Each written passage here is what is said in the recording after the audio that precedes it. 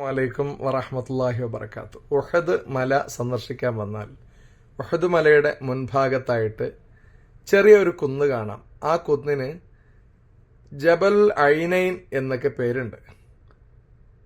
പക്ഷേ സാധാരണഗതിയിൽ ജബലുർ റുമാത്ത് എന്നാണ് ആ കുന്നിന് പേര് പറയുക.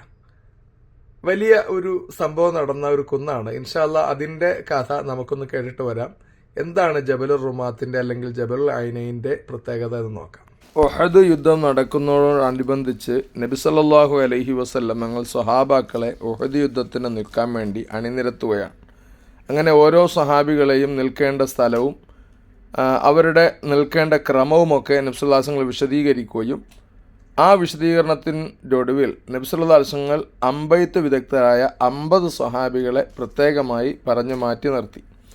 ആ 50 സ്വഹാബികളെ നബി സല്ലല്ലാഹു അലൈഹി വസല്ലം വിളിച്ചുകൊണ്ട് വരികയും ഈ കാണുന്ന ജനങ്ങളിപ്പോൾ നിങ്ങൾ കാണുന്ന പോലെ കൂടി നിൽക്കുന്ന ആ ചെറിയ കുന്നിൻ്റെ പുറത്ത് 50 സ്വഹാബാക്കളെ നബി സല്ലല്ലാഹു അലൈഹി വസല്ലം നിർത്തുകയും അവരോട് നബി തങ്ങൾ ഇങ്ങനെ കൽപ്പിക്കുകയും ചെയ്തു: യുദ്ധത്തിന് പൂർണ്ണമായ വിജയം ഉണ്ടാവുകയും വിജയിച്ച് ഞങ്ങൾ വിജയശ്രീലാളിതരായി മദീനത്തേക്ക് പോവുകയും ചെയ്താൽ പോലും ഞാൻ പറയാതെ നിങ്ങൾ ആ കുന്നിൻ്റെ മുകളിൽ നിന്നിറങ്ങരുത്.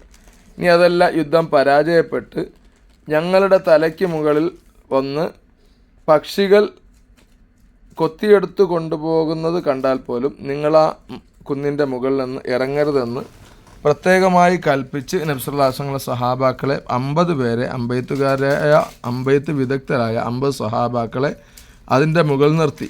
കാരണം വരാനുള്ള കാര്യങ്ങളും അതുപോലെ സംഭവിക്കാവുന്ന അപകടങ്ങളും നബി സല്ലല്ലാഹു അലൈഹി വസല്ലം നേരിട്ട് കണ്ടിട്ടാണ് അങ്ങനെ സ്വഹാബാക്കളോട് പറഞ്ഞത്.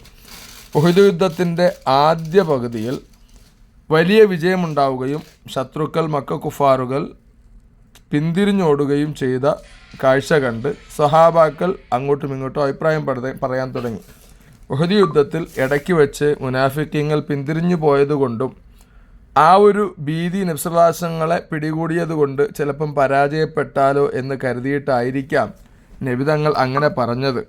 അതല്ലെങ്കിൽ വിജയിച്ചാൽ നമ്മൾക്ക് ഇറങ്ങിപ്പോകുന്നതിന് നബി തങ്ങളുടെ വാക്കിനെതിരുണ്ടാവില്ല. ഇങ്ങനെ അവരങ്ങോട്ടും ഇങ്ങോട്ടും അഭിപ്രായങ്ങൾ പറഞ്ഞപ്പോൾ ചില പ്രധാനപ്പെട്ട സ്വഹാബാക്കൾ പറഞ്ഞു: നബി സല്ലല്ലാഹു അലൈഹി വസല്ലം നമ്മളോട് എന്തൊക്കെ സംഭവിച്ചാലും ഈ കുന്നിൻ്റെ മുകളിൽ നിന്ന് ഇറങ്ങരുതെന്നാണ് പറഞ്ഞത്. അതുകൊണ്ട് നമ്മൾക്ക് ഇറങ്ങാതെ ഇവിടെ തന്നെ നിൽക്കാം.